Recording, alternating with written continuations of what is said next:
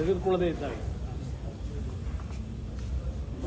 ಬೆಂಗಳೂರಿನಿಂದ ಮೈಸೂರಿನವರೆಗೆ ನಮ್ಮ ಶಕ್ತಿ ಇರ್ತಕ್ಕಂಥದ್ದು ಅಷ್ಟೆಲ್ಲ ಇದ್ದು ವಿಶ್ವಾಸಕ್ಕೆ ತೆಗೆದುಕೊಳ್ಳದೆ ಹೋದ ಮೇಲೆ ಸರಿಯಾದ ರೀತಿಯಲ್ಲಿ ನಾವ್ಯಾತಿಗೆ ಬೆಂಬಲ ಕೊಡಬೇಕು?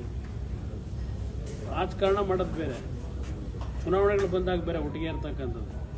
ಆದರೆ ಇವತ್ತಿನ ಈ ರೀತಿಯ ಕಾರ್ಯಕ್ರಮದಿಂದ ಸಾಧನೆ ಏನು ಮಾಡ್ತೀವಿ? ಏನು ಸಾಧನೆ ಮಾಡಲಿಕ್ಕೆ ಸಾಧ್ಯ? ಇದು ನನ್ನ ಮನಸ್ಸಿಗೂ ನೋವಾಗಿದೆ.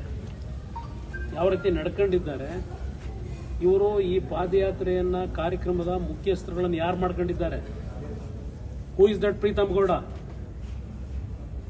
ದೇವೇಗೌಡರ ಕುಟುಂಬವನ್ನು ಸರ್ವನಾಶ ಮಾಡಲಿಕ್ಕೆ ಹೋದಂಥವನ್ನ ಸಭೆ ಕರೆದು ಕೂರಿಸ್ಕೋತಾರೆ, ನನ್ನ ಸಭೆ ಕರೀತಾರೆ. ನನಗೂ ಸಹಿಸ್ಕೊಳ್ಳಿಕ್ಕೆ ಒಂದು ಇತಿಮಿತಿ ಇದೆ. ಯಾರು ಕಾರಣ ಆ ಪೆನ್ ಡ್ರೈವ್ಗಳನ್ನ ಬೀದಿ ಹಂಚಲಿಕ್ಕೆ? ಇಂಥವ್ರನ್ನ ನನ್ನನ್ನು ಸಭೆ ಕರೀತಾರೆ, ಅವ್ನ ಪಕ್ಕದಲ್ಲಿ ಕೂರಿಸ್ಕೊಂಡು ಮೀಟಿಂಗ್ ಮಾಡ್ಲಿಕ್ಕೆ ಕರೀತಾರೆ ನನ್ನನ್ನು. ನಮ್ಮ ಕುಟುಂಬಕ್ಕೆ ವಿಷ ಆಗ್ತಕ್ಕಂಥವ್ರನ್ನ ಜೊತೆಲಿ ಕೂರಿಸ್ಕೊಂಡು ಇವತ್ತು ಇದಕ್ಕೆ ನಮ್ಮ ಬೆಂಬಲ ಕೇಳ್ತಾರ. ಗೊತ್ತಿಲ್ಲ ಅವರಿಗೆ ಅಲ್ಲಿ ಏನೇ ಆಗಿದೆ ಅಂತ ಹಾಸನದಲ್ಲಿ. ಯಾರಿದಕ್ಕೆ ಕಾರಣ?